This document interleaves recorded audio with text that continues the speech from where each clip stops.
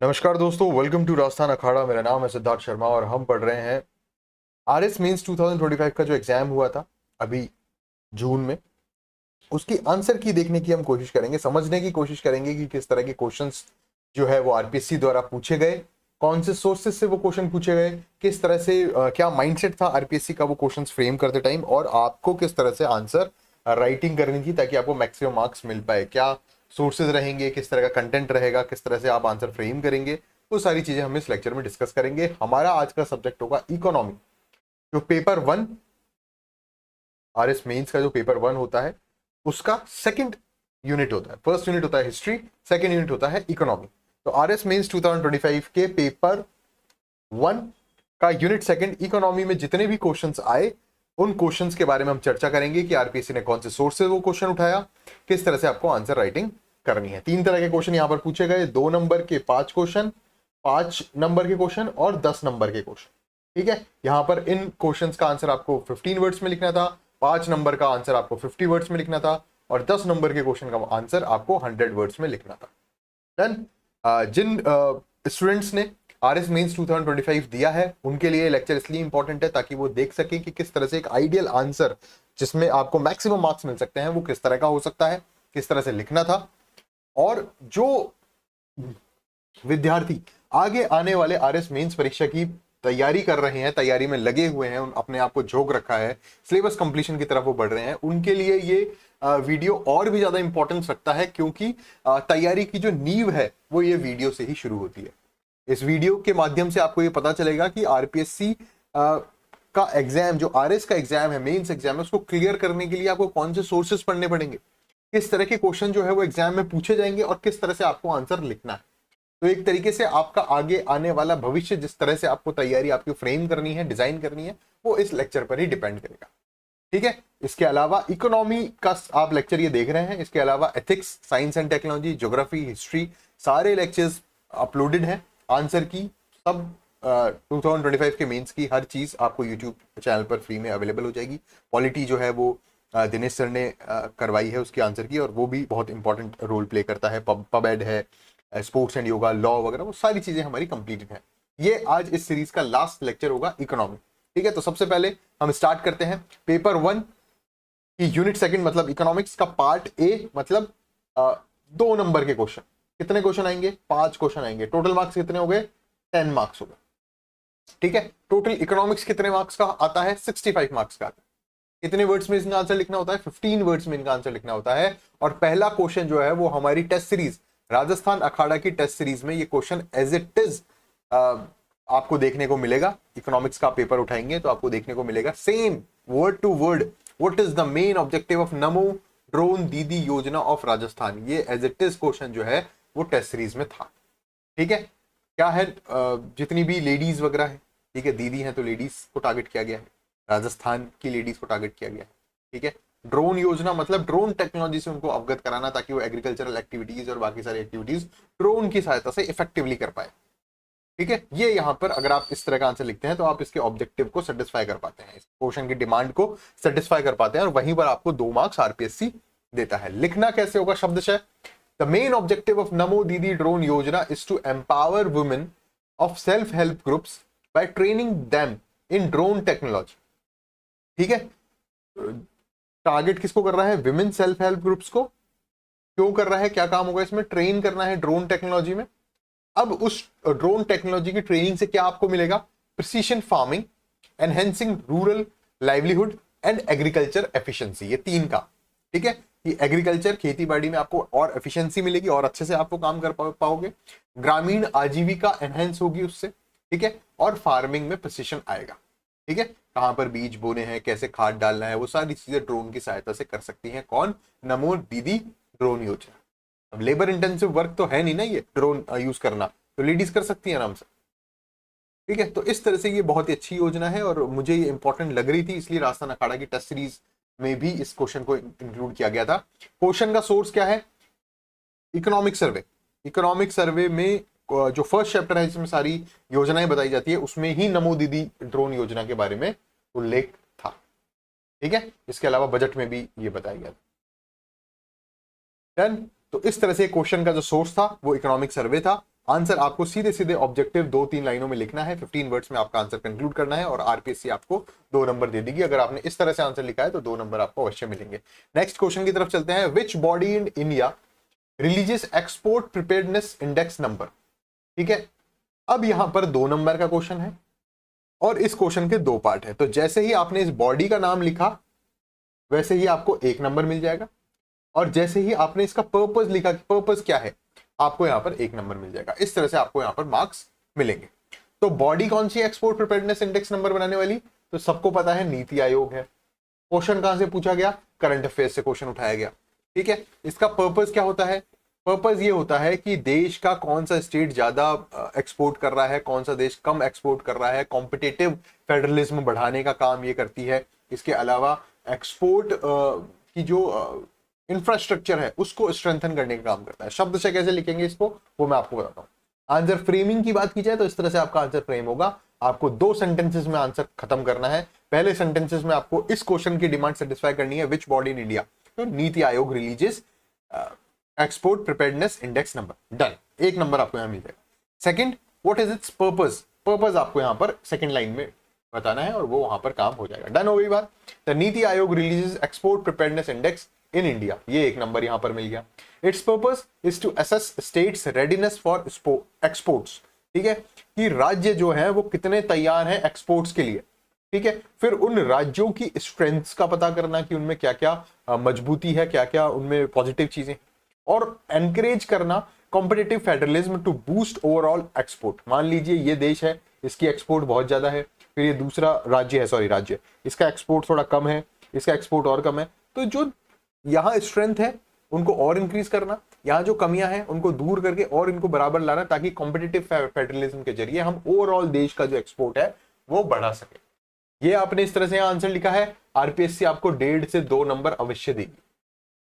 The Niti Aayog religious export preparedness index in India, done हो गया, 1 number यहां मिल गया। Its purpose is to assess states readiness for exports, identify strengths and encourage competitive federalism to boost overall exporting. आप एक बात यहां पर ध्यान रखना, जब भी आप 2 नंबर का आंसर लिख रहे हैं तो कोई इंट्रोडक्शन नहीं होगा, कोई कंक्लूजन नहीं होगा, कोई लाग लपेट नहीं होगी, सीधे सीधे शब्दों में, कम से कम शब्दों में जो एग्जाम की क्वेश्चन की जो डिमांड है उस डिमांड को हमें फुलफिल करना है, 15 वर्ड्स में उसको फुलफिल करना है। आगे चलते हैं। What is the purpose of introducing urea gold in India. सीधे सीधे आपको पर्पस लिखना है कि यूरिया गोल्ड को इंडिया में क्यों इंट्रोड्यूस किया गया। इसको कहां से उठ के क्वेश्चन आया है, ये करंट अफेयर्स से का क्वेश्चन है। ठीक है, इकोनॉमिक सेक्शन का, एग्रीकल्चर सेक्टर से रिलेटेड। यूरिया गोल्ड होता क्या है, आपको सबसे पहले तो ये जानकारी होनी चाहिए। वो यूरिया जिसके ऊपर सल्फर की कोटिंग हो, सल्फर कोटेड यूरिया जो होता है उसे यूरिया गोल्ड कहते हैं। लेकिन क्वेश्चन ने ये नहीं पूछा, क्वेश्चन ने पूछा है कि पर्पस क्या है। पर्पस ये है कि जो सल्फर डेफिशिएंट सॉइल है उनमें तो सल्फर पहुंच जाए। ठीक है, दूसरा सल्फर कोटेड यूरिया है तो यूरिया की डिलेड रिलीज हो, ऐसा ना हो कि मैंने मिट्टी में आज डाला और आज ही पूरा यूरिया यहां पर मिट्टी में घुल गया ना। उस यूरिया के ऊपर सल्फर की कोटिंग है, वो कोटिंग धीरे धीरे हटेगी और धीरे धीरे धीरे धीरे 2 दिन 3 दिन 4 दिन 1 महीना 2 महीने में जाके ये जो यूरिया है ये मिट्टी में मिलता रहेगा आवश्यकता अनुसार, जैसे जैसे पानी वगैरह करते हैं। तो ये इसका मेन पर्पस है यूरिया गोल्ड को इंट्रोड्यूस करने का। शब्द से आप कैसे लिखेंगे वो हम यहाँ पर देखते हैं ताकि आपको अच्छे से अच्छे नंबर मिल सके। देखिए सीधा सीधा हमने स्टार्टिंग ही द पर्पस से किया। The purpose of introducing urea gold in India is to combat sulphur deficient soil. जो भी जिस भी सॉइल में जिस भी मृदा में सल्फर डेफिशिएंसी है उसको हम कॉम्बैट कर सकें। ठीक है, इसके अलावा while improving nitrogen use efficiency. अब यूरिया भी जा रहा है पॉइंट नंबर 1 और सल्फर भी जा रहा है, तो सल्फर डेफिशिएंट सॉइल्स को हमने कॉम्बैट कर दिया और इंप्रूव कर दिया नाइट्रोजन यूज एफिशिएंसी को, क्योंकि यूरिया में क्या होता है, नाइट्रोजन होता है। ठीक है, तो पहली चीज तो क्या हो गई कंप्लीट कि सल्फर डेफिशिएंट सॉइल को हमने कॉम्बैट कर दिया। ठीक है, उसके बाद नाइट्रोजन यूज एफिशिएंसी को हमने यहां पर बढ़ा दिया। अब यूरिया की बात कीजिए, urea gold sulphur coated urea. ठीक है, यूरिया का फॉर्मूला क्या होता है, यूरिया का फॉर्मूला होता है H2NCONH2। डन। तो ये जो N यहां पर आया, ये जो नाइट्रोजन यहां पर आया, ठीक है, कार्बोनिक एसिड के साथ मिलकर ये जो नाइट्रोजन है, ये नाइट्रोजन यूज एफिशिएंसी को बढ़ा रहा है, नाइट्रोजन मिल रही है, जैसे ही आप यूरिया डाल रहे हो तो नाइट्रोजन एलिमेंट जा रहा है उसमें, ठीक है। उसके बाद ये जो यूरिया है, ये जो एलिमेंट है, मान लीजिए जो सर्कल है ये यूरिया है, इसके ऊपर हमने क्या कोटिंग कर दी, सल्फर की कोटिंग कर दी। तो सल्फर की कोटिंग करने से क्या होगा, सल्फर भी मिलेगा सॉइल को जिस मृदा में सल्फर की कमी है, दूसरा नाइट्रोजन भी मिलेगा सॉइल को जिस मृदा में नाइट्रोजन की कमी है। रिड्यूसिंग फार्मर्स फर्टिलाइजर कॉस्ट, जो फार्मर्स जो और फर्टिलाइजर्स डाल रहे हैं उनकी रिड्यूसिंग कम होगी उनकी कॉस्ट। क्रॉप क्वालिटी जो है वो एनहांस होगी। Yields via slow release sulphur coated urea, ठीक है, यूरिया जो है वो स्लो रिलीज होगा, धीरे धीरे रिलीज होगा वो, ठीक है। तो इस तरह से आप अगर ये आंसर लिखते हैं तो 1.5 से 2 नंबर आपको आरपीएससी देगा ही देगा। इस तरीके से लिखने से आप क्या कर रहे हैं, बेसिकली क्वेश्चन की जो डिमांड है, व्हाट इज द पर्पस, तो आपने ये पर्पस बता दिया। पर्पस क्या है, सल्फर डेफिशिएंट सॉइल को कॉम्बैट करना, नाइट्रोजन यूज एफिशिएंसी को बढ़ाना, फार्मर्स की फर्टिलाइजर कॉस्ट को कम करना, क्रॉप क्वालिटी को इंप्रूव करना और डिलेड रिलीज करना, स्लो रिलीज करना यूरिया को। ध्यान हो गई बात। Next question, what is the importance, economic survey से सीधा सीधा लिया हुआ क्वेश्चन। और ये जो एक्नॉलेजमेंट सर्टिफिकेट वाली बात है, ये बामुश्किल 3 सालों से हर इकोनॉमिक सर्वे में आ रही है। ये आज की योजना नहीं है, ये जो राजस्थान अंडर एमएसएमई एक्ट 2019 चल रहा है, 2019 के बाद से हर इकोनॉमिक सर्वे में 4 साल हो गए थे, ठीक है, 4 इकोनॉमिक सर्वे में लगातार एक्नॉलेजमेंट सर्टिफिकेट के बारे में, एमएसएमई को जो एक्नॉलेजमेंट सर्टिफिकेट मिल रहा है उसके बारे में पूरा एक पैराग्राफ जो ऑफिशियल इकोनॉमिक सर्वे आता है। मैं हमेशा कहता हूं कि आपको ऑफिशियल इकोनॉमिक सर्वे पढ़ना है, उसको अंडरलाइन हाईलाइट करना है और बार बार उसी का रिविजन करना है, क्योंकि वो ही कॉपी पेस्ट होता है हर बार, सिर्फ फिगर्स चेंज हो जाती है, ठीक है। किसी भी कोचिंग या मैंने भी आपको कभी नोट्स वगैरह नहीं दिए, मैं ऑफिशियल इकोनॉमिक सर्वे से ही पढ़ाता हूँ। प्रिंट आउट निकालो, 300 पन्नों का आता है, स्पायरल कराओ और उसको पढ़ दो। देन तो हर साल पिछले 4 सालों से एमएसएमई एक्ट के बारे में बताया जा रहा था, जिसके अंदर एक्नॉलेजमेंट सर्टिफिकेट के बारे में उल्लेख था और उसकी इंपॉर्टेंस के बारे में ही उल्लेख था, ठीक है। डिक्लेरेशन ऑफ इंटेंट हो जाता है एमएसएमई के द्वारा, 3 से 5 साल तक कोई भी आपके ऊपर इंस्पेक्शन नहीं होता, स्टैम्प ड्यूटी फ्री होती है, वो तमाम जो चीजें हैं, बेनिफिट्स हैं, वो आपको मिलता है, एमएसएमई को मिलता है अगर आप एक्नॉलेजमेंट सर्टिफिकेट ले लेते हो अंडर एमएसएमई एक्ट 2029। सीधा पूरा एक पैराग्राफ एमएसएमई के अंडर में आपको मिलेगा, एमएसएमई एक्ट 2019 में डिक्लेरेशन ऑफ इंटेंट या फिर एक्नॉलेजमेंट सर्टिफिकेट के बारे में। डन। तो ये क्वेश्चन इजी कैटेगरी में मैं मानता हूं। और लिखना कैसे इस आंसर को, the acknowledgement certificate issued under the Rajasthan MSME act 2019 by the nodal agency. अब नोडल एजेंसी कौन सी है, BIP, bureau of investment promotion, ठीक है। Validates the enterprises declaration of intent कि एंटरप्राइज जो है वो DOI देती है, डिक्लेरेशन ऑफ इंटेंट देती है, और उसके बाद नोडल एजेंसी BIP क्या देती है, एक्नॉलेजमेंट सर्टिफिकेट इशू करती है। किसको, MSME को। MSME ने क्या किया, डिक्लेरेशन ऑफ इंटेंट दिया कि हमें ये चाहिए, उसके बाद BIP, bureau of investment promotion, जो कि नोडल एजेंसी है, उसने एक्नॉलेजमेंट सर्टिफिकेट दिया। और एक्नॉलेजमेंट सर्टिफिकेट अगर किसी MSME को मिल जाता है तो फायदा क्या होगा, 3 से 5 साल तक एग्जेम्पशन हो जाता है।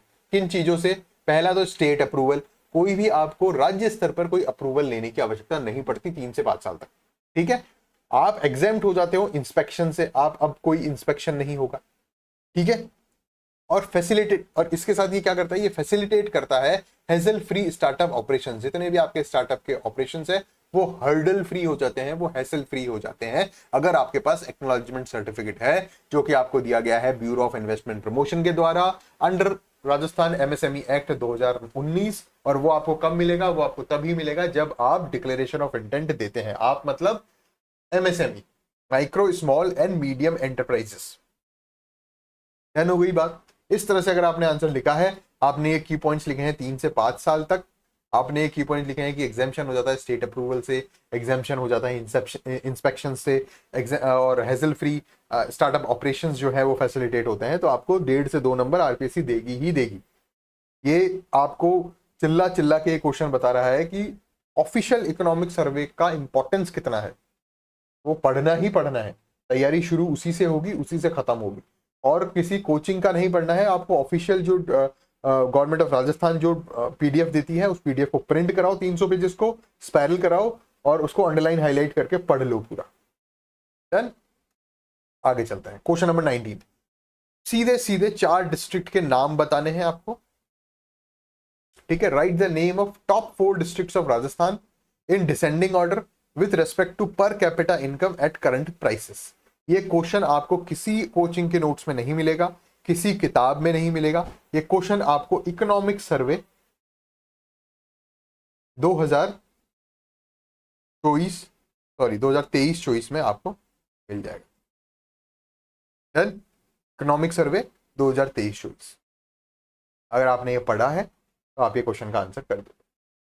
4 डिस्ट्रिक्ट के नाम बताने हैं आपको पर कैपिटा इनकम करंट प्राइसेस के डिसेंडिंग ऑर्डर में, मतलब यहाँ पीसीआई जो है वो सबसे ज्यादा कौन से डिस्ट्रिक्ट में है, फिर इससे कम कौन से डिस्ट्रिक्ट में है, इससे कम और इस सबसे कम कौन से डिस्ट्रिक्ट में है, ठीक है। टॉप 4 आपको बता दें। तो पहला यहां पर आ जाएगा बाड़मेर, ठीक है। 4th आ जाएगा हनुमानगढ़, 3rd आ जाएगा जयपुर, ठीक है, और 2nd आ जाएगा Udaipur. The top 4 districts of Rajasthan per capita income at current prices in descending order are, पहला बाड़मेर, दूसरा उदयपुर, तीसरा जयपुर और चौथा हनुमानगढ़। ये पूरा एक ग्राफ बना के, एक बार ग्राफ बना के बता रखा है इकोनॉमिक सर्वे ऑफ राजस्थान 2023-24 में, ठीक है। ये इसकी जो वैल्यूज हैं ये चेंज होती रहती है हर साल, बाकी ये ग्राफ हमेशा दिखेगा आपको पर capita income at current prices या कांस्टेंट प्राइसेस। टफ क्वेश्चन कह सकते हैं क्योंकि इतना डिटेल में कोई पढ़ता नहीं है, लेकिन फिर भी सोर्स ऑफ दिस क्वेश्चन जो था वो इकोनॉमिक सर्वे 2023-24 था। देन तो आपको कंटिन्यूअसली आप एक इकोनॉमिक सर्वे एक फाइनेंशियल ईयर में पढ़ सकते हैं आराम से, 300 पन्ने वो पढ़ लो, उनको हाईलाइट अंडरलाइन कर लो, नेक्स्ट फाइनेंशियल ईयर में जैसे इकोनॉमिक सर्वे आता है फिर वो पढ़ लो, इजी है। डन। ये हो गई बात, आगे चले। इस तरह से हमने यहाँ पर ये 5 क्वेश्चन जो है ये 2 नंबर के देखे। 5 क्वेश्चंस थे ये, 15 वर्ड्स में आंसर लिखना है, 2 नंबर के हिसाब से 10 नंबर का पेपर हम यहाँ पर दे चुके हैं। इन क्वेश्चन को देख के मैं एक बात आपको सीधी सीधी बताना चाहूंगा कि 5 के 5 question either economic survey of Rajasthan से थे, या इकोनॉमिक सर्वे ऑफ इंडिया से थे, या बजट ऑफ इंडिया या बजट ऑफ राजस्थान से थे। 4 क्वेश्चन। नमो दीदी योजना इकोनॉमिक सर्वे, देन आया एक्सपोर्ट प्रिपेयर्डनेस इंडेक्स नंबर, ये बजट से था या फिर इकोनॉमिक सर्वे ऑफ इंडिया में भी था इसका उल्लेख। इसके अलावा यूरिया गोल्ड इन इंडिया, ये करंट अफेयर से रिलेटेड था, बजट में भी इसका उल्लेख है, ठीक है। इसके अलावा MSME economic survey of Rajasthan 23-24 से पूछा गया, और ये तो 2019 के बाद हर इकोनॉमिक सर्वे में था, ठीक है। फिर ये जो क्वेश्चन है ये इकोनॉमिक सर्वे ऑफ राजस्थान 23-24 से पूछा गया। डन। तो ये 5 क्वेश्चन जो है वो ऑफिशियल डॉक्यूमेंट्स ऑफ राजस्थान जो थे वहां से, राजस्थान या इंडिया वहां से सीधे सीधे पूछे, ठीक है। तो वो आपको जरूर पढ़ना है। अब हम चलते हैं पेपर फर्स्ट का यूनिट 2 मतलब इकोनॉमिक्स का पार्ट बी। पार्ट बी क्या है? पार्ट बी है जिसमें 5 नंबर के क्वेश्चन पूछे जाते हैं। टोटल 5 क्वेश्चन पूछे जाएंगे, टोटल मार्क्स इसके आपको मिलेंगे 25 मार्क्स, और हर क्वेश्चन का आंसर आपको 50 वर्ड्स में लिखना है। पहला क्वेश्चन यहां पर क्या पूछा गया? What is GI cloud Meghraj initiative of India?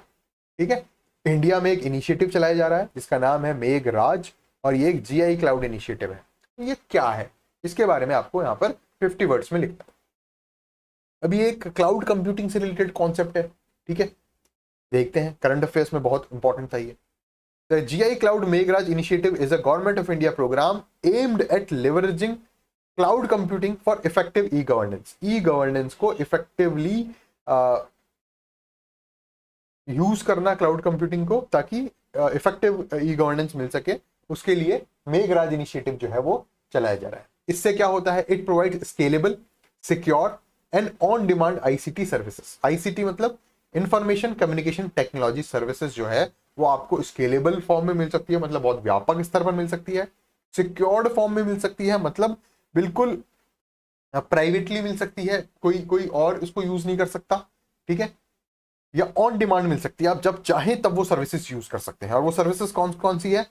IaaS, PaaS and SaaS, ठीक है। और ये अलग अलग गवर्नमेंट डिपार्टमेंट्स में यूज की जा सकती है। Meghraj helps to optimise IT resources, जितने भी आईटी रिसोर्सेज हैं उनको ऑप्टिमाइज कर सकता है। इसके अलावा इंफ्रास्ट्रक्चर के डुप्लीकेशन को कम करता है, ये स्पीड को इंक्रीज करता है, और सिटीजन्स जो सर्विसेज हैं उनकी तरफ रीच जो है वो बढ़ाता है। इसके साथ ही ये कॉस्ट इफेक्टिवनेस इंश्योर करता है, डेटा सिक्योरिटी इंश्योर करता है, better service delivery across the central and state government departments में ये इंश्योर करता है। तो ये सारी चीजें आपको लिखनी है। 4 पैराग्राफ यहां पर बना के मैंने इस आंसर को डिजाइन किया है। पहले पैराग्राफ में हमने एक मोटी मोटी जानकारी दी कि ये क्लाउड कंप्यूटिंग से रिलेटेड है और ई गवर्नेंस को इफेक्टिवली इंप्रूव करता है। डन। सेकंड मैंने यहां पर सेकंड पैराग्राफ जो मैंने यहां पर इंक्लूड किया वो क्लाउड कंप्यूटिंग को थोड़ा और एक्सप्लेन कर दिया कि ये स्केलेबल, सिक्योर और on demand ICT services provide कराता है। वो सर्विसेज कौन कौन सी है वो बता। इससे हेल्प क्या होती है, यूज क्या होता है वो मैंने बता दिया। मतलब टारगेटेड यूज जो था, और फिर उसके बाद जो एडिशनल यूज इसका होता है, कॉस्ट इफेक्टिवनेस, जो एडमिनिस्ट्रेशन में जो यूज है वो मैंने यहाँ पर बता दिया। तो 4 पैराग्राफ में मैंने इस आंसर को फ्रेम किया। हर पैराग्राफ मेघराज के बारे में एक डेफिनेट डायमेंशन को एक्सप्लेन कर रहा है। यहां पर वो एक्सप्लेन कर रहा है cloud computing effective e governance के लिए। यहां पर वो यूज कर रहा है कि कैसे क्लाउड कंप्यूटिंग काम करती है। यहां पर यूज कर रहा है उस क्लाउड कंप्यूटिंग मेघराज से फायदे क्या क्या होंगे और एडमिनिस्ट्रेशन में क्या क्या फायदे होंगे। इस तरह से आपको आंसर डिजाइन करना है। इस तरह से अगर आपने आंसर लिखा है तो क्या होगा, इवेंचुअली क्वेश्चन की डिमांड सेटिस्फाई होगी। क्वेश्चन की जितनी ज्यादा आप डिमांड सेटिस्फाई करोगे आरपीएससी आपको उतने नंबर देगी। अगर इस तरह से आंसर आपने लिखा है 3.5-4 नंबर आरपीएससी आपको देगी ही देगी, डेफिनेटली देगी। ठीक है, आगे चलें। ये भी करंट अफेयर से रिलेटेड क्वेश्चन था, न्यूज में था ये। ठीक है, बजट और इकोनॉमिक सर्वे में भी इंक्लूड था। ठीक है, next question, question number 21। What do you mean bye TREDs in MSME in India? ठीक है, इंडस्ट्रियल सेक्टर में एमएसएमई एक बहुत ही महत्वपूर्ण रोल निभाता है और उससे रिलेटेड TRED के बारे में पूछा है, ट्रेड्स के बारे में पूछा है। ठीक है, ट्रेड्स क्या होता है और इसका एक फुल फॉर्म है, वो सारी चीजें हम एक्सप्लेन करते हैं। ठीक है, 50 वर्ड्स में इसका आंसर लिखना है। 5 नंबर आपको मिलेंगे इस क्वेश्चन के आंसर पे। ठीक है, what do you mean bye TREDs in MSME in India? सबसे पहले बात करते हैं TREDs के फुल फॉर्म की। Trade receivables discounting system. ठीक है, और ये किसको दिया गया है डिस्काउंटिंग सिस्टम? MSME को, micro small and medium enterprise को। किस तरह से काम करेगा, किस तरह से आंसर लिखना है, वो सारी चीजें हम यहाँ पर देखते हैं। Trade receivables discounting system is an institutional mechanism. ये पूरा एक इंस्टीट्यूशनल मैकेनिज्म है जो फैसिलिटेट करता है जितने भी ट्रेड रिसीवेबल होने वाले हैं उनकी फाइनेंसिंग को। ठीक है, और स्पेशली ट्रेड रिसीवेबल किसको होंगे? MSME को होंगे from corporate buyers through online platform. Online platform से जब भी कॉर्पोरेट बायर से MSME कुछ भी चीज खरीदेगा तो फाइनेंसिंग का जो काम है वो एक इंस्टीट्यूट करेगा। ध्यान हो गई बात।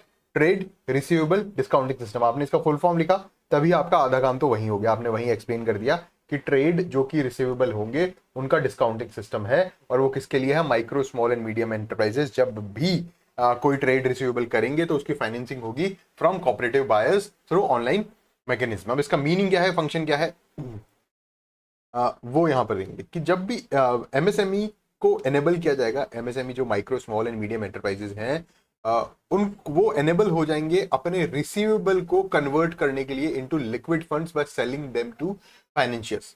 ठीक है, मान लीजिए MSME ने कोई कॉर्पोरेट बायर को कुछ सामान बेचा और वो कॉर्पोरेट बायर अब 3 महीने बाद कुछ पैसे इसको देगा, MSME को देगा, तो वो थर्ड पार्टी जो बैंक है या NBFC है वो इसको पैसे पहले दे देगा और अब यहां पर जो कॉर्पोरेट बायर है वो पैसे 3 महीने बाद तो चुकाता रहेगा। तो इससे क्या होगा, MSME के पास फंड्स जो है वो बहुत जल्दी आ जाएंगे। और कैसे फंड्स होंगे? वो लिक्विड फंड्स होंगे, हाईली लिक्विड होंगे।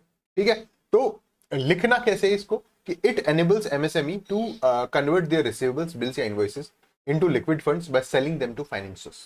ठीक है, कि MSME ने कोई सामान किसी कॉर्पोरेट बायर को बेचा, अब वो यहाँ से तो निकल गया सामान, लेकिन यहाँ पहुंचने में मान लीजिए 15 दिन लगे, फिर वहां से प्रोसेसिंग वगैरह वो आगे बेचेगा, उसके बाद वो पेमेंट करेगा 3 महीने बाद, ऐसा कोई क्लॉज है।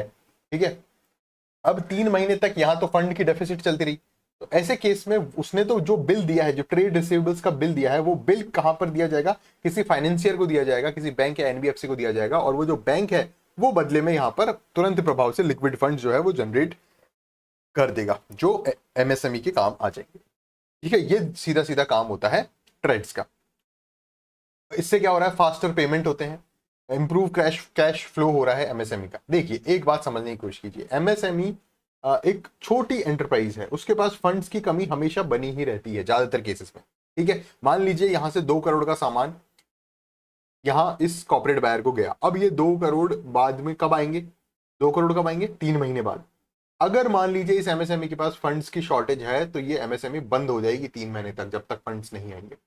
तो क्या होगा, इस ट्रेड्स के जरिए फास्टर पेमेंट होंगे, फाइनेंशियर जो थर्ड पार्टी है, जो बैंक है या एनबीएफसी है, वो जल्दी से पेमेंट कर देगा और कैश फ्लो इंप्रूव हो जाएगा कि फटाफट कैश फ्लो चलता रहेगा, वर्किंग कैपिटल चलती रहेगी, तो ये एमएसएमई भी चलती रहेगी। और ये सारी चीजें रेगुलेट कौन करेगा, Reserve Bank of India regulate करेगा, operated by approved entities like RXIL, M1 exchange and invoice smart. ठीक है, यहाँ पर 3 पार्टीज इन्वॉल्व होगी। पहली पार्टी तो होगी एमएसएमई सप्लायर जो यहाँ पे सामान बनाकर दे रही है, दूसरा होगी कॉर्पोरेट बायर जो यहाँ पर सामान खरीद रहा है और 3 महीने बाद जिसको पेमेंट करना है, और तीसरा होगा फाइनेंशियर जो बैंक होगा कोई या फिर कोई एनबीएफसी होगा। देन तो इस तरह से यहाँ पर की फीचर्स ये। अब बेनिफिट क्या क्या है, टाइमली पेमेंट टू एमएसएमई। सबसे पहली चीज तो ये हो जाती है कि एमएसएमई को टाइमली पेमेंट हो जाता है कि आज अगर यहाँ पे सामान बेचा गया तो आज या कल में ही इसके पास पैसा आ जाएगा, इसको 3 महीने 4 महीने according to the clause wait नहीं करना पड़ेगा। Then reduces dependence on informal credit, informal credit पे डिपेंडेंस जो है वो उसकी कम हो जाएगी। ठीक है, कि वो जैसे मान लीजिए उसको 2 करोड़ रुपए का उसने सामान बेच दिया, अब 3 महीने बाद पैसा आ रहा है, तो ऐसा नहीं होगा कि वो किसी थर्ड पार्टी से फिर 2 करोड़ का लोन लेगा, तो वो जो इनफॉर्मल क्रेडिट है वो कम हो जाएगी। इसके अलावा ट्रांसपेरेंट और डिजिटल प्रोसेस रहेगा पूरा, क्लियरली काम होगा, सारा ट्रांसपेरेंसी के साथ काम होगा और ऑनलाइन काम होगा ताकि कोई इसमें टाइम डिले ना हो। ठीक है, तो इस तरह से क्वेश्चन क्या पूछा गया था, what do you mean by trades in MSME in India, तो आपको इसकी डेफिनेशन समझानी है, होता क्या है, ये काम कैसे करता है और इसके बेनिफिट्स क्या क्या है। ठीक है, 50 वर्ड्स में आप इसको समझा देंगे। सेकंड क्वेश्चन आता है, नेक्स्ट क्वेश्चन आता है, why was social sector viability gap funding scheme introduced in Rajasthan. As it is question, आप जब इकोनॉमिक सर्वे उठाएंगे पिछले 5 सालों का, तो उस 5 सालों में सेकंड लास्ट जो चैप्टर आता है वो पब्लिक प्राइवेट पार्टनरशिप के ऊपर आता है। लास्ट चैप्टर हमेशा किस पे आएगा, सस्टेनेबल डेवलपमेंट गोल SDG पर आएगा, और सेकंड लास्ट चैप्टर जो होगा वो PPP पे होगा, पब्लिक प्राइवेट पार्टनरशिप। इस पब्लिक प्राइवेट पार्टनरशिप में एक वायबिलिटी गैप फंडिंग स्कीम है।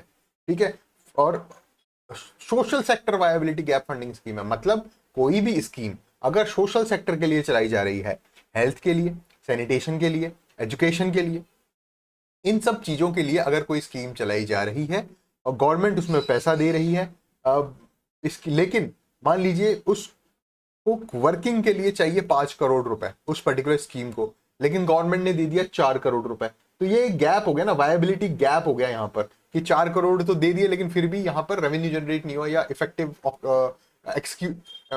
एग्जीक्यूशन नहीं हुआ उस चीज का। तो वो जो 1 करोड़ रुपए है वो पब्लिक प्राइवेट पार्टनरशिप के थ्रू किसी प्राइवेट एंटिटी की तरफ से आ जाएंगे, और वो वायबिलिटी गैप फंडिंग जो है ये इस तरह से काम करता है। ठीक है, और ये हर बार पिछले 5-6 सालों के, मैं कह रहा हूँ 2007 में ये viability gap funding scheme start हुई थी, और तब से जब से PPP का चैप्टर आ रहा है economic survey, official economic survey में, तब से वायबिलिटी गैप फंडिंग स्कीम हर बार रिपीट हो रही है। तो ऑफिशियल डॉक्यूमेंट पढ़ने का फायदा ये होगा कि बहुत सारी चीजें जो रिपीट होती है, इस बार मैक्सिमम चीजें वही पूछी गई है आपसे जो रिपीट हो रही है, बार बार हर इकोनॉमिक सर्वे में रिपीट हो रही है। ठीक है, तो जो पुराने पढ़ने वाले हैं, जो ऑफिशियल डॉक्यूमेंट से पढ़ते हैं, कोचिंग के नोट्स नहीं देखते हैं, वो बहुत इजीली इस आंसर को करके गए। ठीक है, लिखना क्या है आपको यहाँ पर, social sector viability gap funding scheme in Rajasthan introduced in 2007 supports public private partnership project in social sector. Social sector कौन कौन सा हो गया, health, education, water, sanitation, waste management and related social sectors. तो सबसे पहला जो आपको पॉइंट लिखना है वो लिखना है 2007 में ये इंट्रोड्यूस की गई थी। दूसरा पॉइंट लिखना है पब्लिक प्राइवेट पार्टनरशिप को सपोर्ट करती है, और कौन से उसमें करती है सेक्टर में, सोशल सेक्टर में करती है। ठीक है, अब इस वायबिलिटी गैप फंडिंग स्कीम के साथ क्या होता है, इट प्रोवाइड्स फाइनेंशियल एड, ये फाइनेंशियल एड प्रोवाइड कराती है। फाइनेंशियल एड में क्या क्या आ जाता है, कैपिटल सब्सिडीज आ जाती है, इंटरेस्ट फ्री या कंसेशनल लोन्स आते हैं, लैंड बिल्डिंग से लो और नो कॉस्ट आ जाती है, आउटपुट लिंक्ड ग्रांट्स आती है, to bridge the gap between project को कॉस्ट एंड रेवेन्यू। ठीक है, प्रोजेक्ट कॉस्ट मान लीजिए 5 करोड़ है, ठीक है, रेवेन्यू जनरेट हो रहा है 4 करोड़ ही, तो अब इसको चलाने के लिए तो 5 करोड़ चाहिए, लेकिन रेवेन्यू जनरेट 4 करोड़ ही हो रहा है, तो गैप कितना है 1 करोड़। तो वो जो गैप है उस गैप को ये फिल करता है social sector viability gap funding scheme, जो कि 2007 में शुरू कराया गया था, स्टार्ट हुआ था। और ये सपोर्ट क्या करता है, पब्लिक प्राइवेट पार्टनरशिप को सपोर्ट करता है। ठीक है, ensuring essential services remain financially viable. Done हो गई बात। इस तरह से आपको यहां पर ये 2 पैराग्राफ में आपको लिखना है। पहली चीज आपको लिखनी है कि ये क्या है, मोटा मोटा आइडिया, और फिर सेकंड पैराग्राफ में आपको इसको थोड़ा सा डिटेल में जाना है कि भाई एग्जैक्टली ये करता क्या। डन, आगे चले नेक्स्ट क्वेश्चन।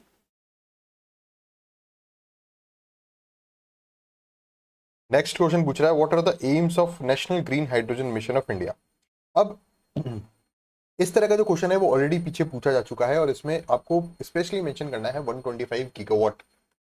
125 गीगावाट जो अपना एम है 2030 का हाइड्रोजन मिशन का, जो ग्रीन रिन्यूएबल मिशन की बात पहले की गई थी, उससे रिलेटेड ही इसका आंसर फ्रेम करना है। क्या क्या एम्स होंगे उस चीज के बारे में हम वो सारी चीजें डिस्कस करेंगे। देखिए, सबसे पहले तो नेशनल ग्रीन हाइड्रोजन मिशन जो है वो अप्रूव हुआ था 4 जनवरी 2023 को, और ये एम कर रहा था position India as a global leader in green hydrogen.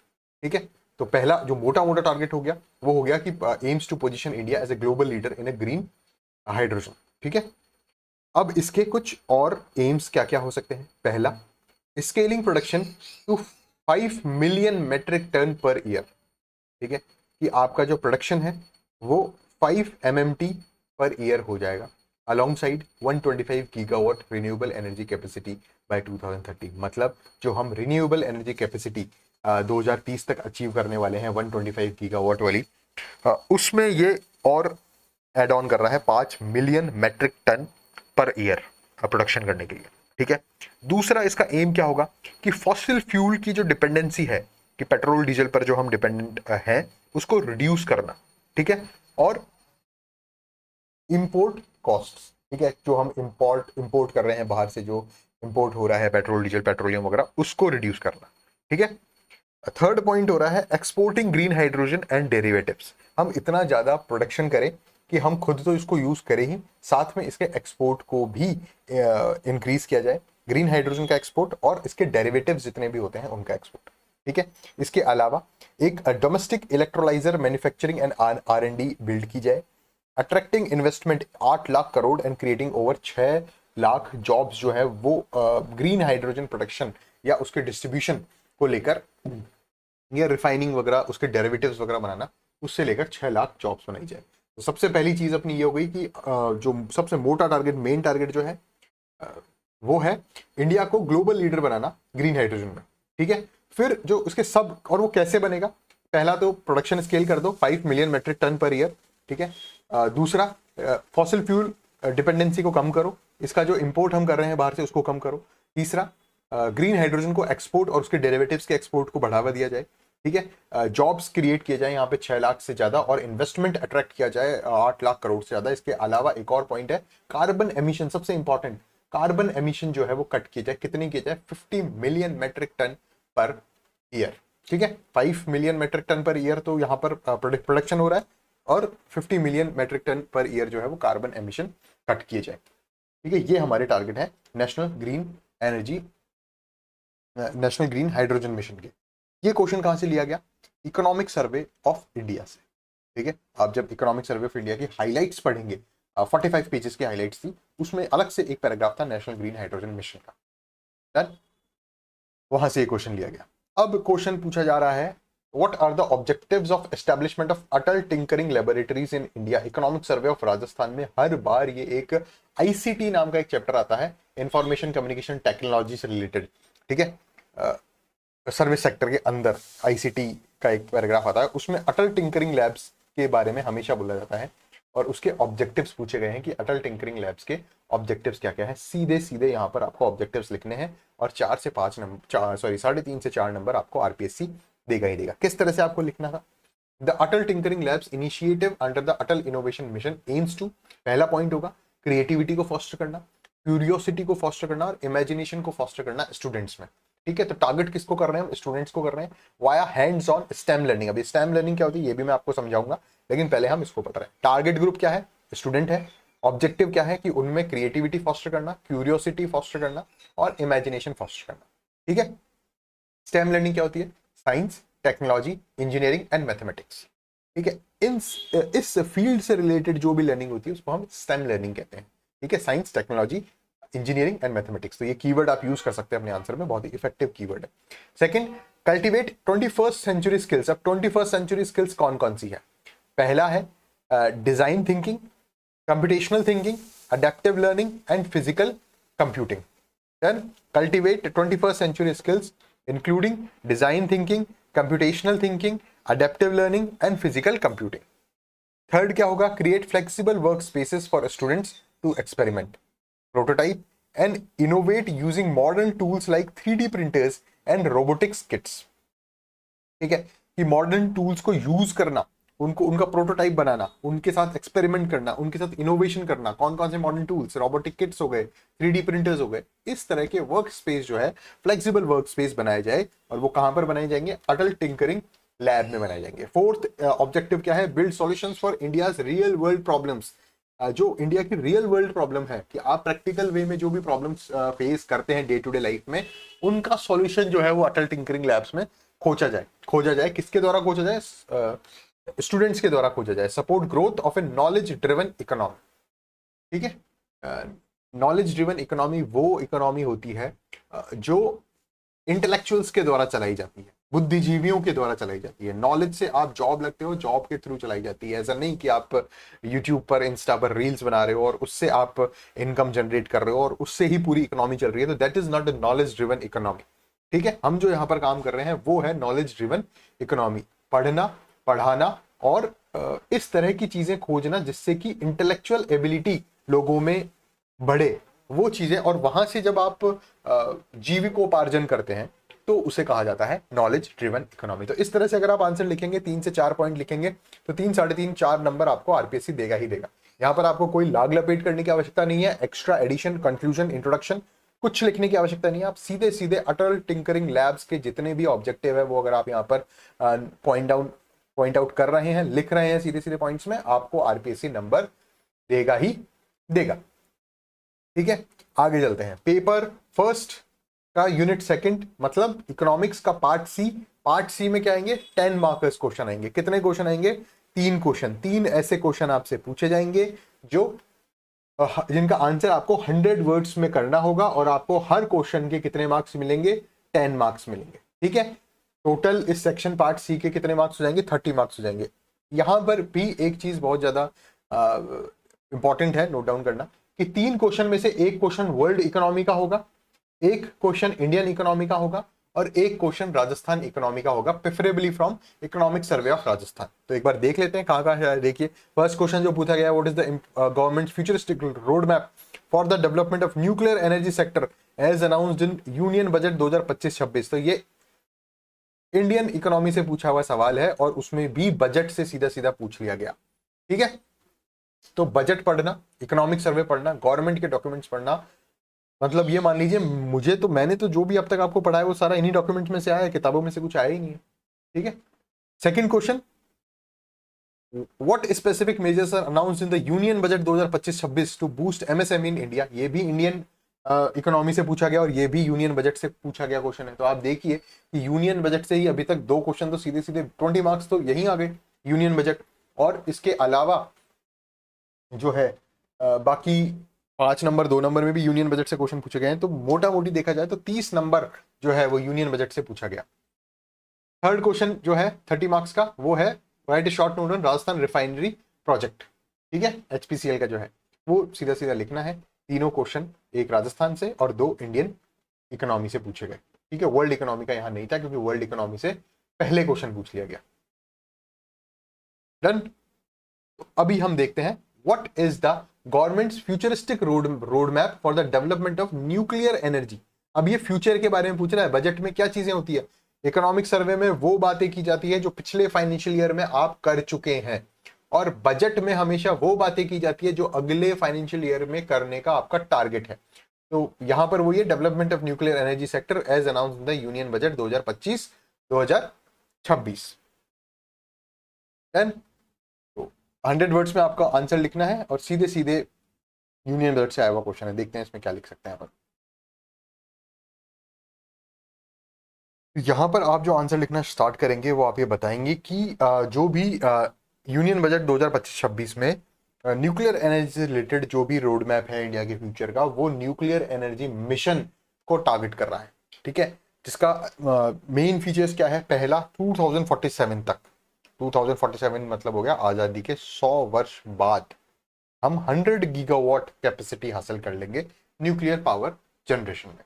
ठीक है, ambitious long term goal to elevate nuclear capacity from 8 gigawatt today to 100 gigawatt. आज कितनी है? नियरली 8 गीगावाट है ना। और हम अपनी न्यूक्लियर कैपेसिटी कितनी कर लेंगे? 2000 गीगावाट की कर लेंगे, इन लाइन विथ विकसित भारत। विकसित भारत कब तक बनाना है हमने को? 2047 तक। और 2070 तक हम नेट जीरो कर लेंगे। नेट जीरो मतलब क्या होता है?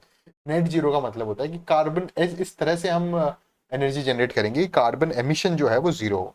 मान लीजिए कार्बन एमिशन हम 100 mm टीपीए कर रहे हैं, मान लीजिए, ठीक है, मेट्रिक टन पर एनम, ये हम कार्बन एमिशन कर रहे हैं, तो जो कार्बन जनरेशन है वो भी 100 MMTPA होगा, तो वो नेट जीरो हो जाएगा। ठीक है, इस तरह से 100 गीगावाट 2047 तक टारगेट है। रिसर्च एंड डेवलपमेंट पुश करना है, जिसके लिए हमें 20,000 करोड़ रुपए सैंक्शन किए गए हैं। ठीक है, किसके लिए? ये इंडिजीनियस स्मॉल मॉड्यूलर रिएक्टर्स जो है, SMR, 5 SMR expected operational by 2033। तो इस तरह से हम R&D पुश कर रहे हैं, जनरेशन ज़्यादा कर रहे हैं। देखिए, सबसे पहले तो डेवलपमेंट ऑफ न्यूक्लियर एनर्जी की बात की जा रही है। तो अगर आपको ये आंसर नहीं भी आता है तो भी आप इस आंसर को अगर बनाने की कोशिश करते हैं, तो सबसे पहले तो आप ये देखिए कि न्यूक्लियर पावर जनरेशन आप ज़्यादा कर दो। ठीक है, 8 गीगावाट हो रही है, 100 गीगावाट कर दो। दूसरा, रिसर्च एंड डेवलपमेंट पे काम करो। ठीक है, उसमें, और वो काम कब होगा? जब उसमें बजट एलोकेट होगा। तो बजट कितना? 2000 करोड़। ठीक है, इसके अलावा प्राइवेट सेक्टर को इन्वाइट करो। ठीक है, amendments to atomic energy act 1962 and civil liability for nuclear damage act 2010 to enable PPP models. मतलब कि private entities, Adani, Ambani and many more, कोई भी जो भी इन्वॉल्व होना चाहे, न्यूक्लियर एनर्जी में पार्टिसिपेट करना चाहे, इंफ्रास्ट्रक्चर डेवलपमेंट करना चाहे या फंडिंग करना चाहे, तो उसके वो क्या कर सकता है? To ease liability burden for suppliers. ठीक है, इसके अलावा स्मॉल रिएक्टर्स पर काम किया जाए, या भारत स्मॉल रिएक्टर्स पर काम किया जाए, deploying 220 megawatt pressurised heavy water reactors and modular units near industry, remote areas. ठीक है, FDI किया जाए, foreign direct investment, global partnership की जाए US से, रशिया से, या फिर फ्रांस से। ठीक है, विद अप टू 49% FDI किया जाए, क्योंकि इसके अलावा roadmap marks a strategic pivot integrating innovation, investment, private engagement to make nuclear power linchpin in India's low carbon energy transition। तो इस तरह से आप क्या करेंगे?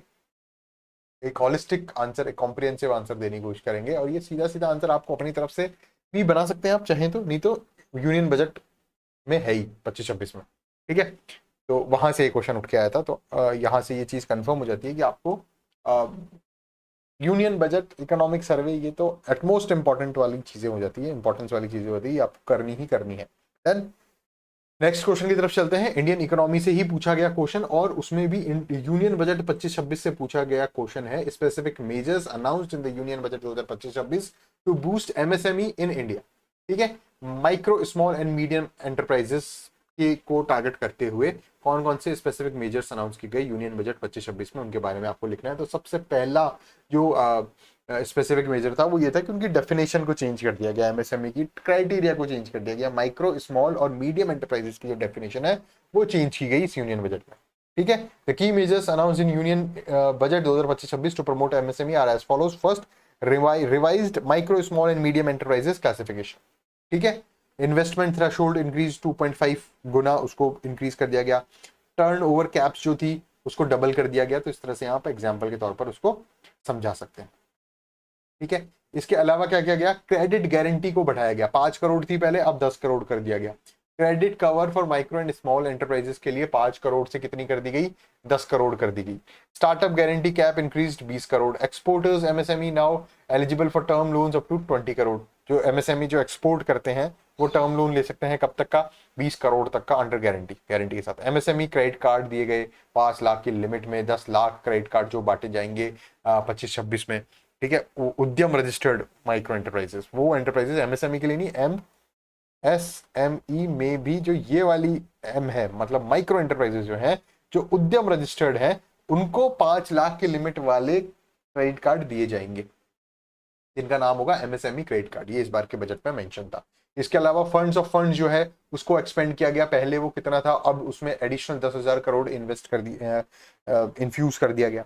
ठीक है, for startups and high growth MSME fostering innovation. देखिए हर चीज, किसी भी चीज को आपको ग्रोथ करवानी है तो फंड्स की आवश्यकता पड़ेगी, वो फंड्स वहां पर है तो वो ग्रोथ होगी। First time entrepreneur scheme, new scheme for 5 lakh, first time women SC and ST entrepreneurs with term loans up to 2 crore.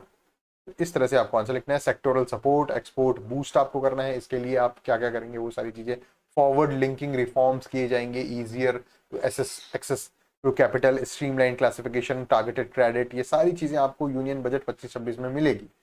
तो आपको वो डॉक्यूमेंट अवश्य पढ़ना है। उसके बाद लास्ट क्वेश्चन जो है इकोनॉमिक्स का वो पूछा गया, right A short note on Rajasthan refinery project. सीधा सीधा हर बार जब से राजस्थान रिफाइनरी प्रोजेक्ट काम कर रहा है तब से इकोनॉमिक सर्वे ऑफ राजस्थान में आधा पेज का एक पैराग्राफ आता ही आता है।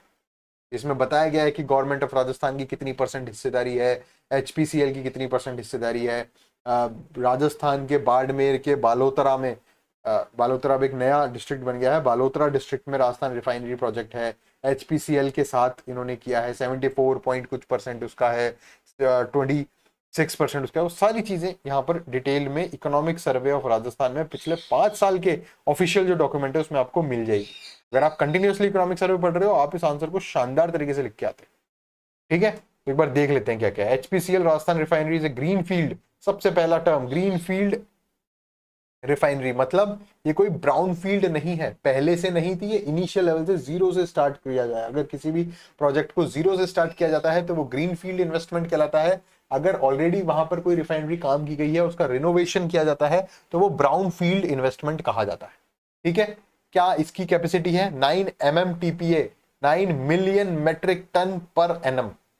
ठीक है, और ये रिफाइनरी है कम पेट्रोकेमिकल कॉम्प्लेक्स है, मतलब रिफाइनरी भी हो रहा है और इसके अलावा पेट्रोकेमिकल कॉम्प्लेक्स भी यहां पर है। कहां पर है, पचपदरा बाड़मेर डिस्ट्रिक्ट। ठीक है, और अब जो पचपदरा है वो कहां आता है, बाड़मेर में नहीं आता, वो बालोतरा में आता है। ठीक है, ज्वाइंट वेंचर किसका है, joint venture between HPCL, HPCL का कितना प्रोडक्ट % है, 74%, एंड गवर्नमेंट ऑफ राजस्थान का कितना है, 26%। कब से कंस्ट्रक्शन स्टार्ट हुआ, 2018 से, फिस्कल नेगोशिएशंस के बाद। इसकी एस्टिमेटेड कॉस्ट कितनी थी, 72,500 से लेकर 73,000 करोड़। ठीक है, भारत स्टेज 6 का स्टैंडर्ड फ्यूल जो है वो यहाँ पर जनरेट हो रहा है। पेट्रोकेमिकल आउटपुट्स लाइक, इसके अलावा ये तो स्टैंडर्ड फ्यूल तो बन ही रहा है, BS6 स्टैंडर्ड फ्यूल तो बन ही रहा है साथ में, क्योंकि रिफाइनरी में बन रहा है। पेट्रोकेमिकल कॉम्प्लेक्स में क्या बन रहा है, पॉलीप्रोपाइलीन बन रहा है, पॉलीइथाइलीन बन रहा है और ब्यूटाडाइईन बन रहा है। ठीक है, ये सारी चीजें आपको लिखनी है। ये हर एक कीवर्ड का आपको नंबर मिल रहा है यहाँ पर। जैसे ग्रीन फील्ड आपने लिखा, इसका नंबर है 9 MMTPA का नंबर है। एचपीसीएल की हिस्सेदारी 74% है, उसके मार्क्स है। गवर्नमेंट ऑफ राजस्थान की 26% के मार्क्स है। 2018 कितना एस्टिमेटेड कॉस्ट है, वहां क्या क्या बन रहा है। भारत स्टेज 6 का फ्यूल तो बन ही रहा है रिफाइनरी में, साथ में पेट्रोकेमिकल कॉम्प्लेक्स में पॉलीप्रोपाइलीन बन रहा है, पॉलीइथाइलीन बन रहा है और ब्यूटाडाइईन बन रहा है। कहां पर, पचपदरा बाड़मेर में अवस्थित एचपीसीएल राजस्थान रिफाइनरी में। ठीक है, इसके अलावा 82% और 94% ये सारा काम यहाँ पर कंप्लीट हो चुका है। ये सारी चीजें आपको लिखनी है और आपको यहाँ पर मार्क्स मिलेंगे। हालांकि ये फर्स्ट जो स्लाइड है इसी में मैंने मैक्सिमम फैक्ट जो है वो इंक्लूड कर लिए हैं। ये फैक्ट्स जितने ज़्यादा से ज़्यादा आप कर सको और लिख सको उतने ज़्यादा से ज़्यादा मार्क्स आपको मिलते हैं। तो इसी के साथ इकोनॉमी के सारे क्वेश्चन जो है वो हमने यहाँ पर कवर किए। किस कौन कौन से सोर्सेस से देखा जाए तो एक जस्ट मैं इस चीज़ का बताऊँ, एक समरी बताऊँ इन सारे क्वेश्चंस को देख के, तो 3 सोर्सेस के अलावा यहाँ पर कुछ भी नहीं था। 3 सोर्सेस के बाहर से कुछ भी नहीं था। पहला, budget and economic survey of Rajasthan. दूसरा, budget and economic survey of India. और तीसरा, करंट अफेयर्स। आगे आने वाले जितने भी एग्जाम्स हैं, अगर आप उनकी प्रिपरेशन कर रहे हैं, चाहे वो प्रीलिम्स है चाहे वो मेंस है, ये 5 जो सोर्सेज हैं इनको सबसे पहला काम आपका इनको पढ़ना होना चाहिए। अगर आपने ये कर लिया तो 65 मार्क्स का जो इकोनॉमी है ये आप पूरा अटेम्प्ट कर सकते हैं बहुत ही क्वालिटी के साथ।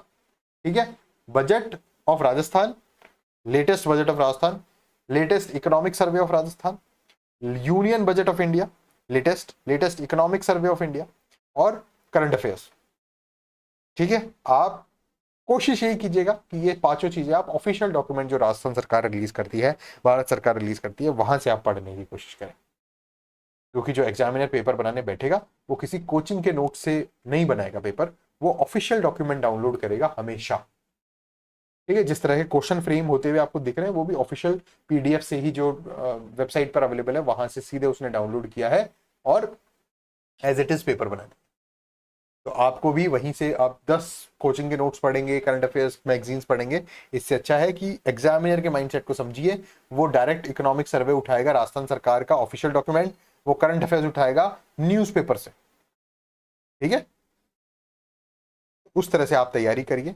All the best. आपके सोर्सेज अगर आप इनसे करेंगे, आंसर राइटिंग प्रैक्टिस करेंगे निरंतर, तो निश्चित तौर पर इस बार जो आपने पेपर दिया है उसमें आपको आपकी कमियां महसूस हुई होगी, पता चला होगा। तो उन कमियों को दूर करना है, अपने सोर्सेस को फाइनलाइज रखना है, यही सोर्सेस, और मेहनत करनी है, रिविजन करना, सब कुछ हो जाएगा आराम से। ठीक है, all the best for exam.